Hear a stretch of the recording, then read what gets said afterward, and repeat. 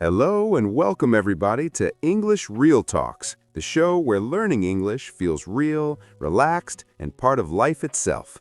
I'm Professor, your friendly guide through real conversations. And I'm Jessica.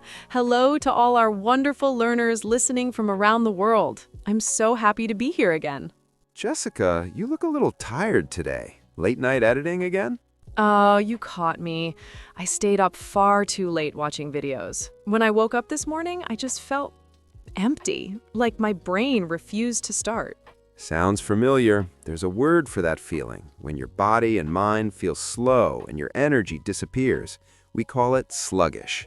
Sluggish. Yes, that's the word. I felt so sluggish this morning, like my bed was holding me hostage. Happens to the best of us. Let me guess, phone in your hand until midnight? Guilty. How do you always know? Because, my dear, I do the same sometimes. Then I wake up sluggish and promise myself I'll change. Change is easy to dream about, but acting on it, that's the tricky part.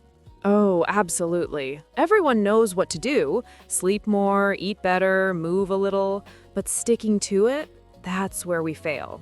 That's exactly what we should talk about today. Real habits that help us feel better, not perfect ones that look good only in pictures. I like that. Because honestly, I've tried so many times to be healthy, and usually I quit halfway. You're not alone. Every January, millions of people make big plans, new routines, strict diets, perfect lists, and then within weeks, real life takes over. Exactly. I tell myself, this time I'll do everything right, and then after 10 days, I'm too tired to care. That's because changing everything at once is overwhelming. The trick is starting small and letting one habit lead to another. That makes sense. So maybe we can talk about simple daily habits, something we can actually keep going. Perfect plan. Let's begin with mornings. How do you usually start your day?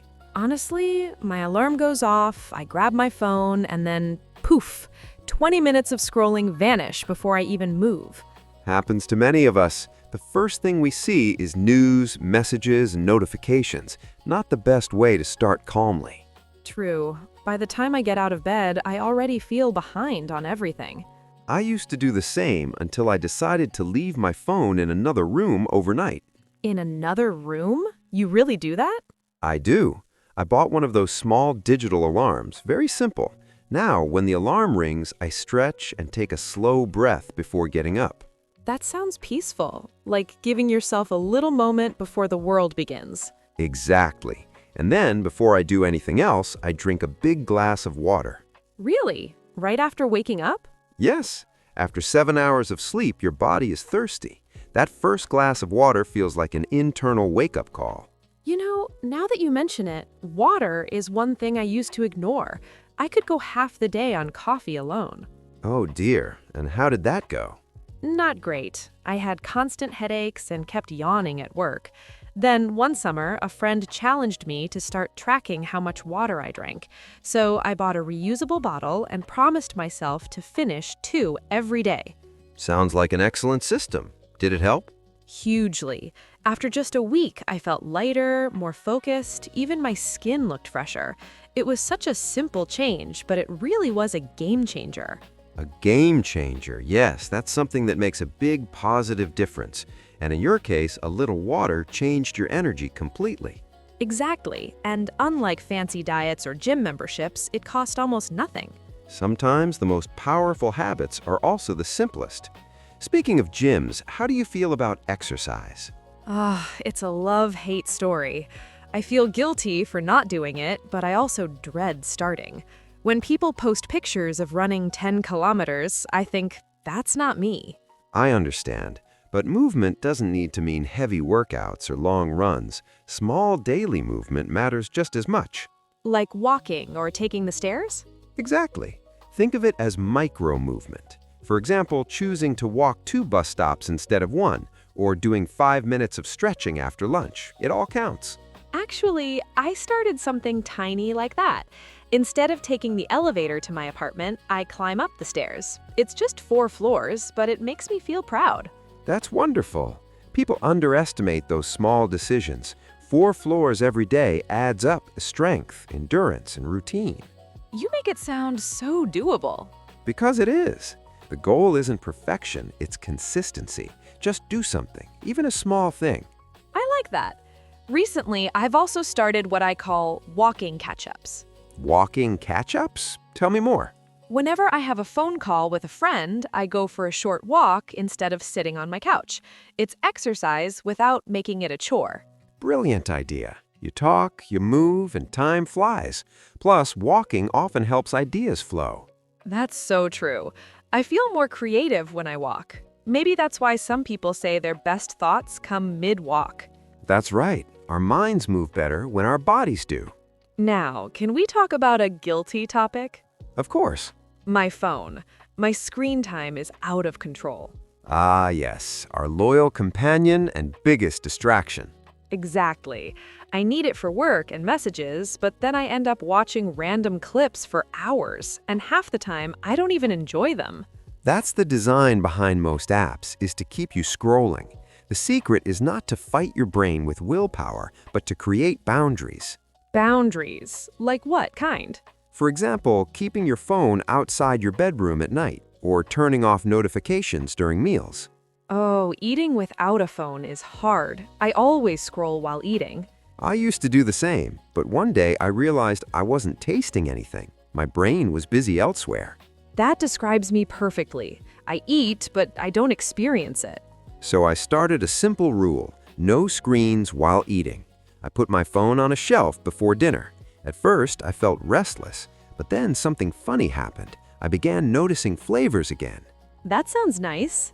It was life returning to normal. Food became a moment of rest again, not another rush. You know what? I'm gonna try that tonight. Good. And while we're at it, another huge part of health is sleep. Oh no, my weakest point. I either stay up working late, or I start a series and watch just one more episode. Next thing, it's 2 a.m. You're not alone, but let me tell you something. When we lose sleep, everything else breaks down.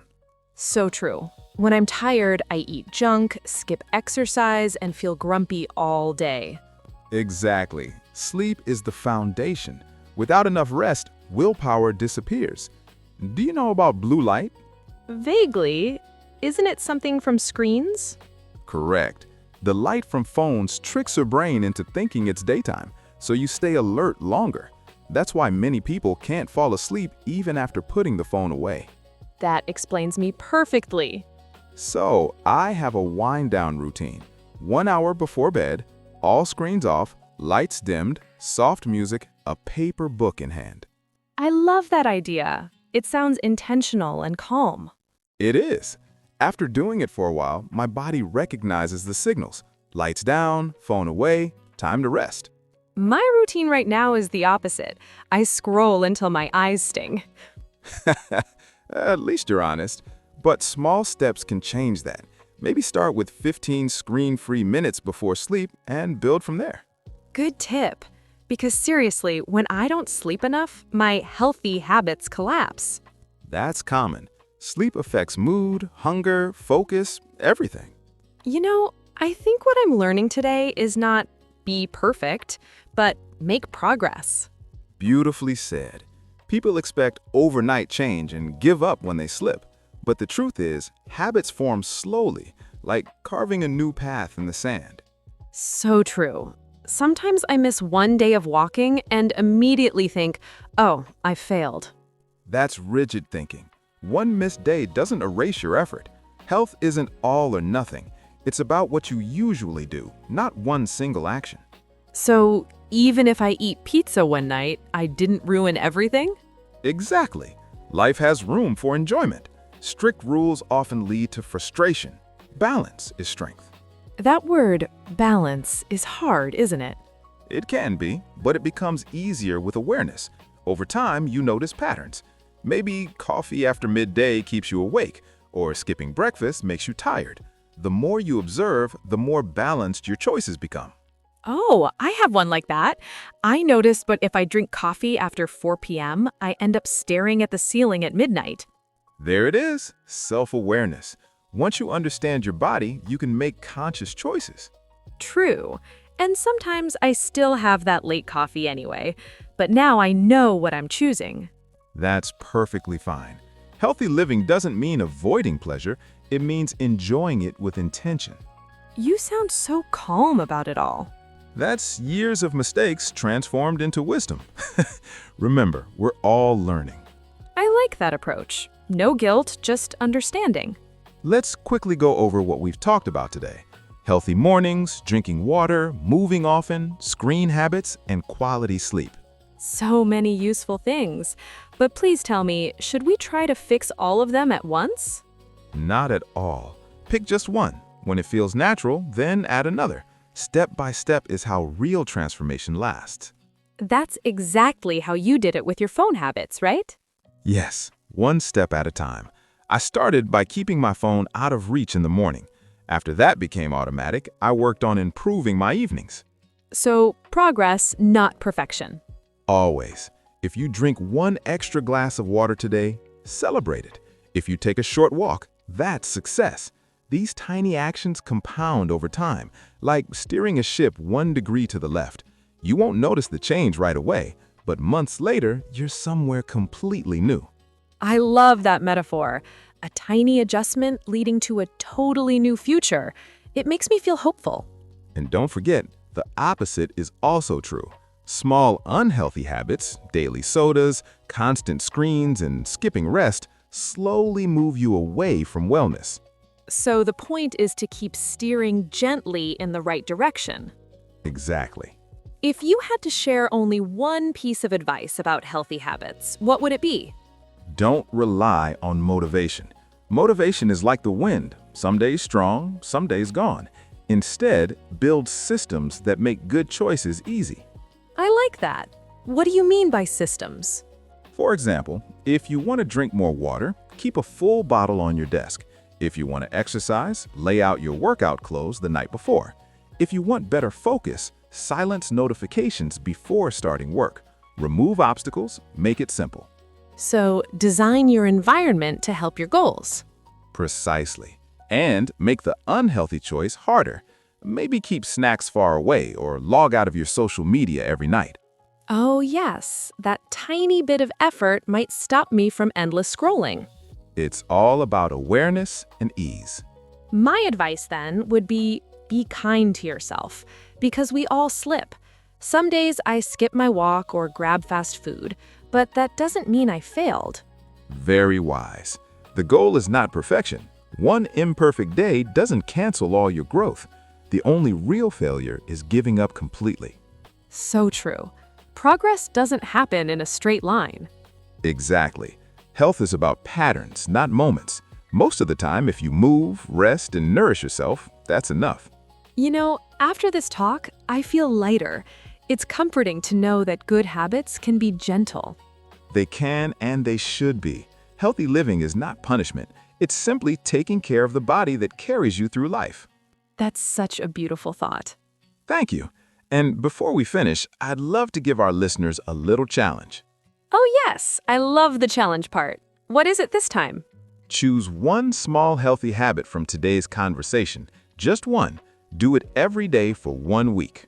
Only a week? That sounds achievable. Exactly. It could be drinking a glass of water first thing in the morning, keeping your phone out of reach at night, or taking a short walk after lunch. Whatever feels easiest. And this is just for yourself, right? Not for anyone else. Right. You don't need to announce it online or tell your friends. Let it be your personal experiment. I like that. Quiet progress. Try it for 1 week and simply notice how you feel. No pressure, no guilt, just awareness. Sounds perfect. And of course, if anyone wants to share their experience, they can comment below. We'd love to read how it goes. Yes, your stories inspire us and shape future episodes of English Real Talks. This has been such a warm conversation, Professor. I feel more hopeful than I did at the start. I'm glad to hear that. Remember, healthy habits are built one small choice at a time. Start where you are, use what you have, and don't rush the process. Thank you for that reminder. And thank you to everyone listening today. Keep practicing your English and your self-care. Progress over perfection, always. We'll see you in the next episode. Take care, everyone. Goodbye, friends. Stay kind to yourself and keep talking real English every day. Bye for now.